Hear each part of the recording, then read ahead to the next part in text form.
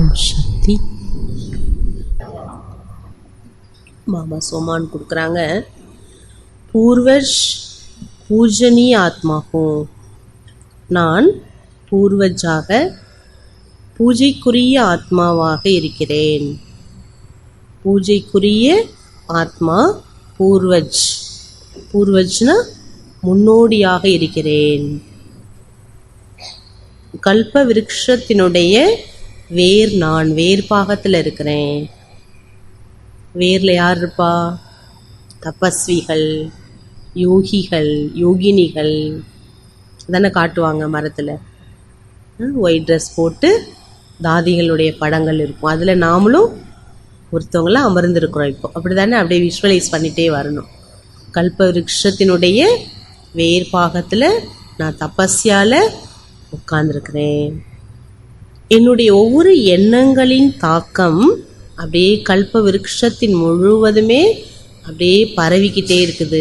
என்னுடைய ஒவ்வொரு எண்ணங்கள், நான் கல்ப விருட்சத்தினுடைய வேர்லிருந்து நான் என்னெல்லாம் சங்கல்பா பண்ணுறேன், என்னெல்லாம் நினைக்கிறேனோ இவைகள் அனைத்துமே அந்த மரத்தினுடைய முழு பாகத்திலும் ஒவ்வொரு இலைகள் வரைக்கும் அந்த எண்ணங்கள் போய் சேருது. ஒருவேளை நான் கல்ப மரத்தில் உட்காந்து அசுபமானதை நான் நினைச்சேன்னா மரம் ஃபுல்லாக அசுப நிலை தான் பரவும். சுபமானதை நான் நினைச்சேன்னா மரம் ஃபுல்லாக சுபமான எண்ணங்களால் நிரம்பிடும். நம்மளுடைய ஜடமூர்த்தி கூட இப்போ வரைக்கும் எல்லாருக்குமே என்ன பண்ணுது? ஆசீர்வாதம் கொடுத்து கொண்டே இருக்குது. தேவிகளுடைய கை எப்படி காட்டுவாங்க? ஆசீர்வாதம் கொடுத்துட்டே இருக்குது. நாம சைத்தன்ய தேவ தேவிகள். நேச்சர் நம்மளுடைய குணம் ஆசீர்வாதம் கொடுப்பதாகும். நேச்சுரலாகவே இந்த குணம் நமக்கு இருக்கணும். யாராக இருந்தாலும் அவர்களுக்கு ஆசீர்வாதம் போய் சேரணும். 3 யோகாபியாசம்.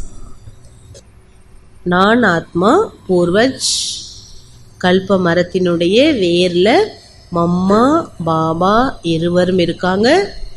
அவங்களோட நானும் கல்ப மரத்தினுடைய வேரில் அமர்ந்து என்ன பண்ணிகிட்ருக்கிறேன்? இலைகள், அதாவது இலைகள் மீன்ஸ் ஆத்மாக்கள். ஒவ்வொரு ஆத்மாக்களுக்கும் சுப பாவனையையும் சுபமான ஆசைகள், நல்ல நல்ல ஆசைகளை ஒவ்வொருத்தங்களுக்குமே நான் கொடுத்துட்ருக்கிறேன். எல்லாரும் நல்லா இருக்கணும், எல்லாரும் சுகமாக இருக்கணும், சந்தோஷமாக இருக்கணும், குழப்பமற்றவர்களாக இருக்கணும், தெளிவாக இருக்கணும், எல்லாருக்குமே நன்மை நடக்கணும் அப்படின்னு நான் ஒவ்வொரு ஆத்மா மீதும் சுப பாவனை சுப காமனையை கொடுத்துட்ருக்கிறேன். மரத்தினுடைய அடிபாகத்தில் வேரில் தண்ணீர் விட்டுட்ருக்கிறேன் நான். ரெண்டாவது பயிற்சி அப்படியே நம்ம தத்ரூபமாக சைத்தன்ய தேவியாக நம்மளுடைய ஜடமூர்த்தி எங்கே இருக்கோ அங்கே போய் அந்த ஜடமூர்த்தியில் போய் நம்ம அப்படியே கலந்துடுறோம், உள்ளே போய்டுறோம். அப்போ அந்த ஜடமூர்த்திக்கு உயிர் பிச்சிடுது. நம்ம சைத்தன்ய ஆத்மா. வரக்கூடிய பக்தர்களுடைய ஒவ்வொரு ஆசைகள், ஒவ்வொரு விருப்பங்கள், ஒவ்வொரு எண்ணங்களினுடைய ஆசைகளை புரிந்து நான் நிறைவேற்றிட்டே இருக்கிறேன். ஆசைகளையும் பூர்த்தி பண்ணிகிட்டே இருக்கிறேன். 3வது பாப் தாதாவுடன் கம்பைண்டாக இருக்கிறேன். பாபா என்னுடைய நல்ல தோஸ்தா இருக்காரு. பாபா என்னுடைய விருப்பங்களை பூர்த்தி பண்ணுறார். நான் என்ன பண்ணுறேன்? எல்லாருடைய விருப்பங்களை நான் பூர்த்தி பண்ணக்கூடிய தேவி. பாபா கூட நான் இணைந்திருக்கிறேன். பாபா என்னை அவருடன் எப்படியெல்லாம் பாதுகாப்பாக வச்சுருக்காரு. அசத்தியத்திலிருந்து சத்திய மார்க்கத்தின் பக்கம் அழைத்து செல்கிறார். இருளிலிருந்து பிரகாசத்தின் பக்கம் கொண்டு வந்துட்டார். மரணத்திலிருந்து மரண பயத்தை போக்கி பயமற்றவராக என்னை ஆக்கி கொண்டிருக்கிறார். நான் பாப் தாதாவுடன் கம்பைண்டாக இருக்கின்றேன். இந்த 3 பயிற்சியை நம்ம செய்வோம். தாரணா பாயிண்ட். சாக்ஷி திருஷ்டா. சாக்ஷி திருஷ்டானா என்ன? விடுபட்டவராக இருந்து பார்த்தல். ஒவ்வொரு காட்சியும் எப்படி பார்க்கணுங்கிறார் பாபா? ஆத்ம உணர்விலிருந்து பார்க்கணும். விடுபட்டவர்னா தேகத்திலிருந்து விடுபட்டு ஆத்ம ஸ்திதியிலிருந்து ஆத்ம அபிமானத்திலிருந்து நம்ம ஒவ்வொரு காட்சிகளை நம்ம பார்க்கணும். அப்போ தான் ஆனந்தத்தை பெற முடியும். நம்ம ஒன்று சாட்சி திருஷ்டாலிருந்து பார்க்கணும், விடுபட்டவராக இருந்து.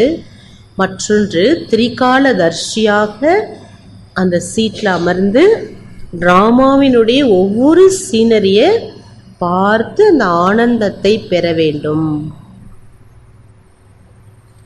எங்கே சாட்சி ஸ்திதி இருக்கின்றதோ அங்கே பாப்தாதா கூடவே இருக்கின்றார் என்று பொருள். சாட்சிங்கிற ஆசனத்துக்கும் கீழே எப்படிப்பட்ட பிரச்சனைகளாக இருந்தாலும் நீங்க சாட்சிங்கிற ஆசனத்துல உட்காந்துட்டீங்கன்னா எப்படிப்பட்ட பிரச்சனையா இருந்தாலும் அது என்ன பண்ணுமா? நீங்க உட்கார்ந்துருக்கிற சீட்டுக்கு அடியில அமுங்கி வெளியேறிடுமா. நீங்க எந்த சீட்ல உட்காந்துருக்கீங்களோ அந்த சீட்டுக்கு அடியில அதை போட்டு என்ன பண்ணிடுவீங்க? இப்படி தேவிகள்லாம் பார்த்தீங்கன்னா அசுரனை வதம் பண்ணி காலில் வச்சு மிதிக்கிற மாதிரி உங்கள் சீட்டுக்கு அடியில் அது என்ன ஆகிடுமோ? அமுங்கி போயிடும், அமுங்கி இறந்துடும். மீன்ஸ் பிரச்சனை ரூபத்தில் அது வராது. சிந்தனைக்கான பாயிண்ட். என்னோட சன்ஸ்காரம் எப்படி இருக்க வேண்டும், இதை பற்றி நம்ம சிந்திக்கணும். தெய்வீக நடத்தை உடையதாக இருக்கணும். தேவதை போல பேசணும், தேவதை போல பார்க்கணும், தேவதை போல செய்யணும், தேவதை போல நினைக்கணும். சரி, வேற எப்படி இருக்கணும்? சாரமா சொல்லிட்டீங்க தேவதை போலன்னு. சங்கம யுகத்துல பாப் சமானாக இருக்க வேண்டும். அந்த சன்ஸ்காரம் நமக்கு இருக்கணும். பாபா கிட்ட எந்த சன்ஸ்காரம் இருந்தது, மம்மா கிட்ட எந்த சன்ஸ்காரம் இருந்தது, எல்லாரும் எப்படி மன்னிச்சாங்க, இதெல்லாம் ப்ராக்டிக்கல் லைஃப்ல எல்லாரும் எப்படி மன்னிச்சாங்க, எல்லாரும் எப்படி ஏத்துக்கிட்டாங்க. தன்னை நிந்தனை பண்ணவங்களையும் என்ன பண்ணாங்க? தன்னுடைய நண்பனா நினைச்சாங்க. மம்மா பாபா அவங்க யாரும் நினைக்கல. 1% யார் மேலேயும் வெறுப்பு வரல. இப்போ நம்ம கூட இருக்கிறவங்களோட நாம எப்படி இருக்கணும், அந்த சன்ஸ்காரங்கள்லாம் எதெல்லாம் நம்முடைய சன்ஸ்காரங்கள். அடுத்தது எதெல்லாம் என்னுடைய சன்ஸ்காரமாக இருக்கக்கூடாது, அதற்கான சிந்தனை பண்ணி எழுதணும். 10 பாயிண்ட் எழுதணும். தவறா நினைக்கிறது, தவறா பார்க்கறது, தவறா பேசுறது, ஒருத்தவங்களை பற்றி இன்னொருத்தவங்கள்ட்ட குறை பேசுறது, அப்புறம் இல்லாத பொல்லாத விஷயங்களெல்லாம் உருவாக்கி யூகம் பண்ணி பேசுறது, சண்டை போடுறது, விஸ்தாரத்தில் போகிறது, கோபம், வெறுப்புணர்ச்சி, பொறாமைப்படுறது, சந்தேகப்படுறது, சிடுச்சிடுத்தன்மை. பாருங்க எவ்வளோ வருது. இதுமாதிரி நிறைய பெரிய லிஸ்ட் இருக்கு. சரி, எது இருக்கணும் எது இருக்கக்கூடாது ரெண்டையுமே எழுதணும். இப்போ எழுதி டிக் அடிச்சுக்கணும். நம்ம எதெல்லாம் விட்டுருக்குறோம், எதெல்லாம் இன்னும் விடணும். இன்னைக்கு உள்ள எழுதலாமா? உட்காந்து டைம் இருக்கும்போது இன்னைக்கு உட்காந்து எழுதி பார்ப்போம். இன்னைக்கு சுய சிந்தனை. பாபா சைத்தன்ய ரூபத்தில் நம்மளை சாட்சாத் தேவி ரூபத்தில் பார்க்கணுன்னு விரும்புகிறார். பிரியமான சாதகர்களே, இந்த பழைய உலகத்தில் எந்த ஒரு வஸ்து, எந்த ஒரு வைபவம், எந்த ஒரு மனிதர்கள், அவர்களுடைய பழக்க வழக்கங்கள், சன்ஸ்காரங்கள், மேரா மேரா, என்னது எனது, இப்படிலாம் சொல்றது மாயாவின் சகதி. அந்த சகதியில போய் மாட்டிக்கொள்ளாதீர்கள். மேரா மேராங்கிறத புத்தியின் மேரா மேரா மேரான்னு வருது இல்லையா, அந்த சப்தத்தை மேரா பாபா என்று மாற்றிவிட வேண்டும். அழிவற்ற சத்தியத்தின் சக்தி இருக்குது உங்ககிட்ட. ஆத்ம சக்தி, ஆத்மா அழிவற்றது, அந்த சக்தி உங்ககிட்ட இருக்குது. ஆகையினால இந்த உலகத்துல எதுவுமே நம்முடையது இல்லை என்பதை புரிந்து கொண்டீர்கள். சத்தியத்தோட சக்தி இதுதான் சொல்லுது, எதுவுமே உன்னுடையது அல்ல. அப்ப என்னோட பொருள் நம்ம சொல்லலாமா? இது நமக்கு சொந்தம்? எதுவுமே இல்லை. கீதையில கிருஷ்ணா சொல்லுவார் அர்ஜுனரை பார்த்து, எது உன்னோடதுன்னு சொல்லு, எதை நீ இழந்தன்னு சொல்லு, எதை நீ எடுத்துட்டு வந்து தொலைச்சேன்னு சொல்லு, நான் வாங்கி தரத. அப்பதான் உள்ளுக்குள்ளார யோசிச்சு பார்ப்பார். இந்த மாதிரி எதுவுமே என்னுடையது அல்ல.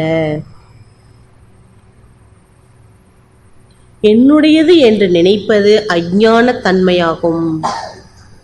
ஞானம் கேட்டாலும், யோகா செய்தாலும், பிராமணர்களாக இருந்தாலும், எனதுங்கிற சப்தம் மனதில் வந்தாலே யாருட்டார் பாபா ஒரே வார்த்தையில், அறியாமையில் உள்ளீர்கள், ஞானமற்ற நிலையில் இருக்கிறீர்கள்னு அர்த்தம்.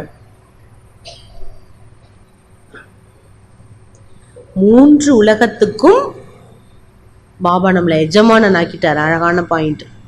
3 லோகத்தை நம்ம சஞ்சாரம் பண்றோம், 3 உலகத்தை சுத்தி வரோம். இந்த 3 உலகத்துல என்னுடையவர்னு சொல்லும் போது யாரை மட்டும்தான் சொல்ல முடியும்? நம்ம ஒருத்தர் தான் இருக்கார். இந்த உலகத்துல நிறைய பேர் இருக்காங்களா? 3 உலகத்திலையும் யார் ஒருத்தரை பார்க்கணும்? யார் ஒருத்தர் தான் இருக்கா நமக்கு?